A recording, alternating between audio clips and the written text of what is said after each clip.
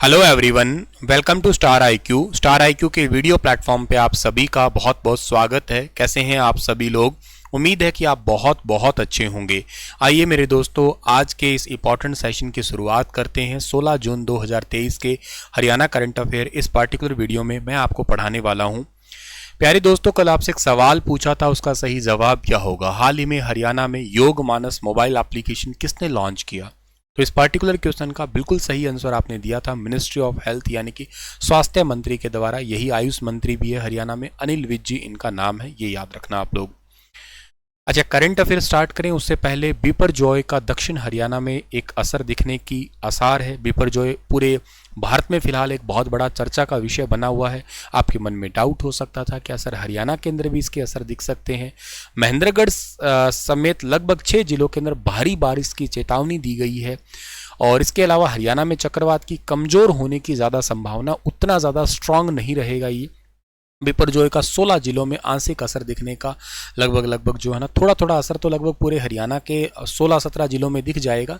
5-6 जिले या दक्षिण हरियाणा के अंदर थोड़ा ज़्यादा असर दिखेगा। गुजरात के अंदर इसका थोड़ा और ही डीप असर दिखने को मिलेगा। एक मेरा छोटा सा 6-7 मिनट का क्लिप है, आप उसे देख सकते हैं। उसमें आपको बिपरजॉय से संबंधित सारी जानकारी मिल जाएगी। दोस्तों, आपके लिए आज का पहला करंट अफेयर है कि हाल ही में हरियाणा के किस गांव के निवासी श्री सुभाष चंद्र बिश्नोई जी ने जल एवं पर्यावरण को शुद्ध रखने तथा अंधाधुंध रूप से दोहन किए जा रहे भूजल यानी कि ग्राउंड वाटर के प्रति लोगों को जागरूक करने के लिए भारत के 21 राज्य और नेपाल के 3 राज्य का साइकिल से भ्रमण कर उन्होंने इस संदेश को करोड़ों लोगों तक पहुंचाने का यत्न किया है। ये सुभाष जी हैं, हरियाणा के हिसार डिस्ट्रिक्ट के गांव काली रावण के रहने वाले, यानी कि ऑप्शन नंबर ए इस सवाल का बिल्कुल ठीक रहेगा। हिसार के गांव काली रावण के हैं सुभाष चंद्र बिश्नोई। इन्होंने जल और पर्यावरण को शुद्ध करने के लिए भारत के 21 राज्य और नेपाल के 3 राज्यों का साइकिल से भ्रमण किया है। आजकल आप सभी को पता है कि हम लोग ग्राउंड वाटर का बहुत ही तेज़ी से यूज़ कर रहे हैं, और जो भूजल के संरक्षण है इस के लिए ही ये हरियाणा सरकार तो वैसे निरंतर काम कर ही रही है। थोड़े दिन पहले भी हरियाणा सरकार ने एक पॉलिसी बनाई है, और हरियाणा सरकार की वैसे भी आपको पता है भावी पीढ़ियों के लिए मेरा पानी मेरी विरासत योजना भी चली रही है, जिसके तहत अगर आप धान के खेतों में धान की बजाय अन्य फसलें लगाते हैं तो आपको 7,000 रुपये प्रति एकड़ मिलती है। खेत खाली फिर भी खुशहाली, मतलब खेत खाली छोड़ते हो तो भी 7,000 रुपये प्रति एकड़ दिए जाते हैं हरियाणा सरकार के द्वारा। जल संरक्षण की ब्रांड एम्बेसडर भी मनिका शोकंद है, खैर आपको ये भी पता होगा। हिसार की बात करते हैं तो आप हिसार को आप स्टील सिटी कहा करते हैं, हिसार को आप मैग्नेट सिटी कहते हैं। हिसार के अंदर यूनिवर्सिटी बड़ी इंपॉर्टेंट है, HAU यूनिवर्सिटी है, हिसार की GJU यूनिवर्सिटी है। अभी हाल ही में GJU यूनिवर्सिटी का एक करंट अफेयर पढ़ाया था मैंने आपको कल ही की क्लास में, अगर आपको याद हो तो। और GJU का करंट अफेयर क्या पढ़ाया था? यहाँ पे एक वेल बींग सेंटर बनाया गया है, अपने तरह का पूरे हरियाणा में सबसे पहला वेल बींग सेंटर है। साइकोलॉजी टाइप का सेंटर है, मानसिक या मेंटल हेल्थ को थोड़ा ठीक करने के लिए। GJU यूनिवर्सिटी के थोड़े समय पहले ही नए VC भी बने थे, प्रोफेसर नरसीराम। यहाँ पे एक लाला लाजपत राय यूनिवर्सिटी भी है, लुआस यूनिवर्सिटी के, जिससे आप लोग नाम जाना करते हैं। अगला जो करंट अफेयर है वो है कि हरियाणा की सब्जी मंडी में अब मार्केट फीस व HDRF दर को किया जाएगा एक मुश्त, यानी कि वो एक ही आपकी फीस होगी। अब वो अभी 2% तो मार्केट फीस है, तथा HDRF की फीस क्या है? HDRF की फीस प्रेजेंट में हरियाणा में 2% है। ये पर्टिकुलर क्वेश्चन थोड़ा इंपॉर्टेंट उनके लिए है जो CET मेंस की तैयारी कर रहे हैं, क्योंकि यहाँ HDRF आया है। क्यों इंपॉर्टेंट है, आइए थोड़ा विस्तार से बताता हूँ। हरियाणा हित में निरंतर निर्णय ले रही है किसान हित में हरियाणा सरकार, और इसके लिए सब्जी मंडी और मार्केट फीस HDRF जो है ना, ये एक सिंगल फीस होगी। अभी प्रेजेंट में 2% मार्केट फीस चल रही है, 2% ही HDRF की फीस चल रही है। क्या मतलब है? अगर पूरी बात अगर हम बताएं आपको तो देखो, ऐसा होता है कि हरियाणा सरकार के हाथ में अनाज मंडी की पूरी व्यवस्था है। इस प्रकार से मंडी के जो रीति रिवाज है, मंडी के अंदर जो पॉलिसी आती है, वो सब कुछ सरकार ही तय करती है, लेकिन जो फसल है वो केंद्र सरकार खरीदती है। तो इसलिए मार्केट फीस है वो 4% की हुई। जिन फसलों की प्राइवेट बोली होती है उन पे तो 1%, यानी कि हरियाणा सरकार ने केंद्र सरकार से ज़्यादा राजस्व बटोरने के लिए अपने हिसाब से थोड़ा सिस्टम बना रखा है, ताकि अपना खुद का टैक्स इकट्ठा ज़्यादा हो सके। और सेंट्रल गवर्नमेंट को हरियाणा सरकार को मार्केट फीस देने के अलावा 2.5% जो है ना, यानी कि कमीशन के रूप में आड़तियों को भी एक्स्ट्रा देना पड़ता है ये। ऐसे में केंद्र सरकार के द्वारा बनाया गया जो तीनों कानूनों की शुरुआत हरियाणा सरकार के अंदर हरियाणा सरकार की सिस्टम से हुई थी, जिनका किसान विरोध कर रहे हैं, यूँ समझिएगा। हालांकि वो तो अभी वापस ले लिए गए हैं एक प्रकार से। इन फसलों के लिए फिर बाद में क्या, जैसे हम रबी की बात करते हैं, धान की बात करते हैं, खरीफ या रबी की फसलें, इनके लिए 2% मार्केट की फीस है, 2% HDRF जो है ना फीस लगाई जाती है। और ये पैसा है ना हरियाणा ग्रामीण विकास फंड, जिसको HDRF कहते हो, इसके नाम से लिया जाता है।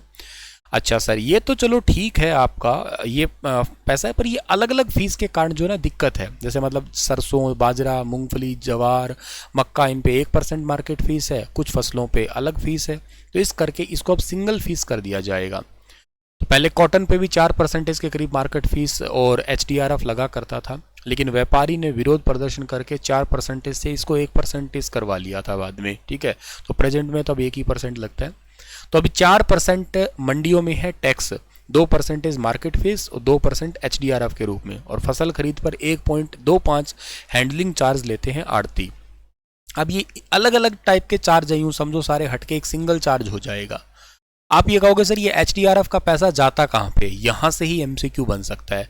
HDRF का जो पैसा इकट्ठा होता है वो हरियाणा सरकार के द्वारा गाँव के डेवलपमेंट में लगाया जाता है, याद रखना आप लोग। तो सरकार इसी के लिए जो है ना ये पैसा इकट्ठा करती है। गाँव के अंदर साफ़ सफाई है, गाँव के अंदर या सब्जी मंडी के मतलब ये मार्केट फीस जो है ना ये तो सब्जी मंडी को थोड़ा ग्रो करने के लिए लगाते हैं, सब्जी मंडी का जो पैसा है, और जो HDRF का पैसा है वो गाँव के विकास के अंदर लगाते हैं, ठीक है। तो ये पॉइंट याद रखना। अच्छा, एक पॉइंट और है, थोड़ा सा डिटेल अगर हम जाते हैं, जैसे कोई सिविल सर्विस वगैरह की तैयारी कर रहा है तो उसके लिए हो सकता है ये सवाल, क्या कि पिछले साल की बात है 2022 के अंदर ना एक हरियाणा ग्रामीण विकास अधिनियम 1986 की धारा 5(1) में संशोधन किया था। इसके लिए हरियाणा ग्रामीण विकास अधिनियम संशोधन 2022 के रूप में मंजूरी दी गई थी इसको, और 1 अक्टूबर 2022 से सभी किस्मों के धान सहित अन्य सभी कृषि उत्पादों पर जो है ना एक निर्धारित दर से रूरल डेवलपमेंट फीस जो है ना लग सकेगी। इसके लिए एक अधिनियम आया था, मतलब एक फिक्स रेट से HDRF फीस लग सके, इसके लिए हरियाणा ग्रामीण विकास अधिनियम संशोधन 2022 आया था। 1 अक्टूबर 2022 से हरियाणा में लागू है। ये इंपॉर्टेंट हो सकता है आपके एग्जाम के लिए। हरियाणा में मुख्यमंत्री ने संत कबीर कुटीर, यानी कि मुख्यमंत्री जी का घर का नाम ही या मुख्यमंत्री आवास का नाम यही है, पंडित दीनदयाल उपाध्याय यानी कि दयालु योजना के 223 लाभार्थियों को कितने करोड़ की सहायता राशि अभी हाल ही में दी है। तो टोटल अभी हाल ही में 6.36 करोड़ की सहायता राशि अभी हाल ही में दी है मुख्यमंत्री जी के द्वारा। अच्छा, आप लोगों को पता है ना कि ये योजना क्या है। वैसे मैंने छोटे छोटे क्लिप बना रखे हैं योजना के, अगर आपने नहीं देखे अभी तक तो देख लेना। कुछ और भी क्लिप आपके आगे लेके आऊँगा, मैं थोड़ा सा व्यस्त था 1-2 दिन से, तो मैंने आपको वो क्लिप नहीं दिए। अच्छा, आपके लिए अगर बताऊं तो ये जो आपका हरियाणा मुख्यमंत्री दयालु योजना या पंडित दीनदयाल उपाध्याय योजना जो है ना, ये हरियाणा में लागू कब हुई थी?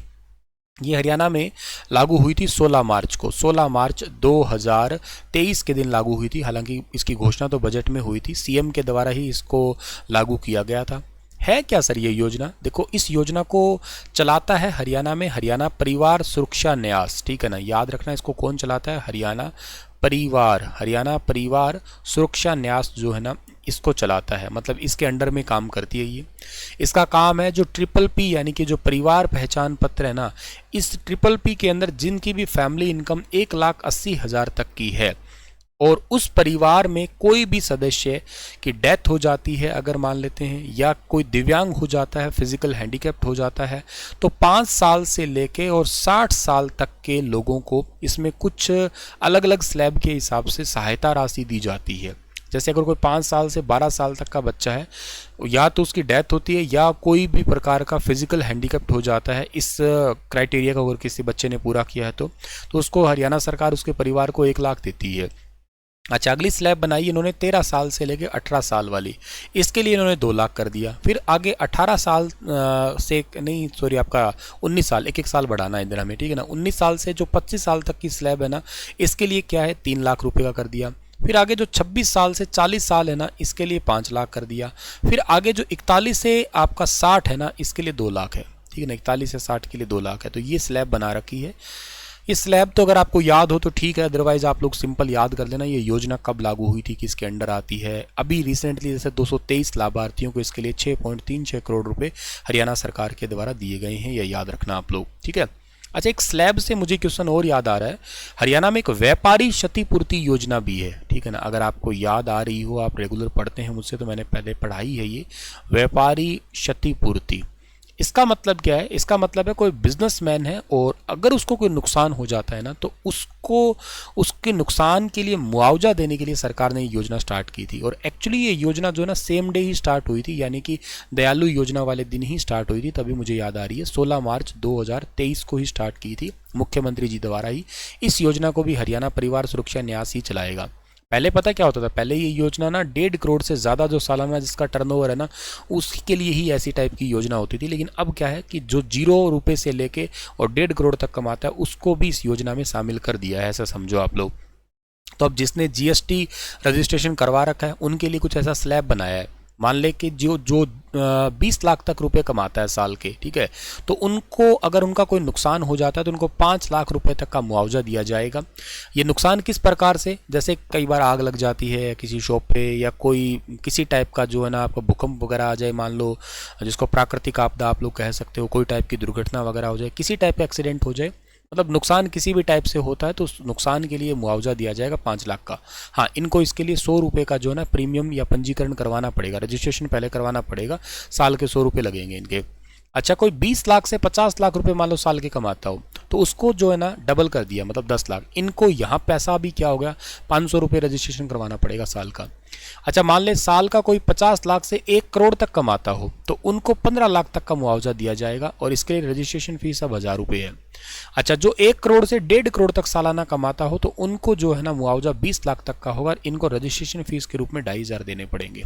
ठीक है, ये भी इंपॉर्टेंट योजना है, ज़रूर आप लोगों को याद रखनी है, ठीक है ना। तो 16 मार्च को ये 2 योजना थी, ठीक है ना। हालांकि ये 16 मार्च को इसकी ना घोषणा थी, व्यापारी क्षतिपूर्ति पूरी हरियाणा में 16 मार्च को लागू नहीं हुई थी, लागू ये हुई थी 1 अप्रैल से, ठीक है ना, 1 अप्रैल 2023 से।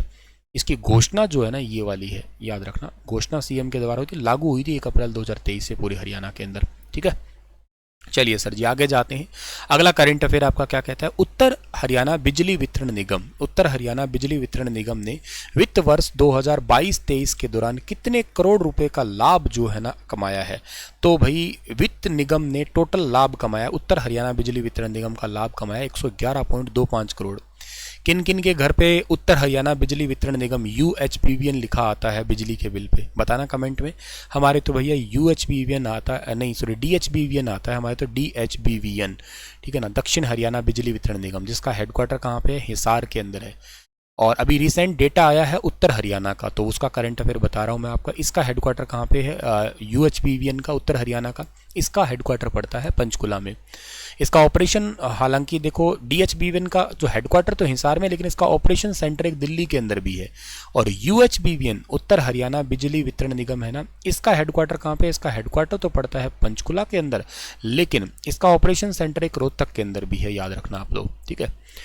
अच्छा, इसने 111.25 करोड़ रुपए का मुनाफा कमाया है। बिजली निगमों के चेयरमैन कौन है? दोनों निगम के ही श्री PK दास है, इनकी अध्यक्षता में भी रिसेंटली एक वित्त वर्ष 2022-23 के लिए UHBVN का लेखा परीक्षित किया गया था, उसकी मंजूरी आई थी, उसी के अंदर ये रिजल्ट आया है। 11.25 करोड़ रुपए शुद्ध लाभ कमाया है, पिछले साल की तुलना में 77.77 करोड़ रुपए है ये, ठीक है।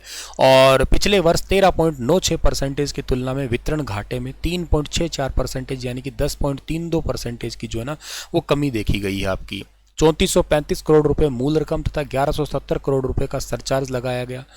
बीते साल में लगभग 98,401 डिफाल्टर घटे भी हैं, 28 करोड़ का कर्ज भी कम हुआ है। पलवल सर्कल में सबसे अधिक डिफाल्टर हैं हरियाणा के अंदर, ठीक है ना। ये एक्चुअली डेटा वैसे इसका है, ये वाला डेटा जो है ना ये दक्षिण हरियाणा का है, ठीक है ना, DHBVN का है, ठीक है ना, क्योंकि DHBVN के अंदर आता है ये वाला इलाका।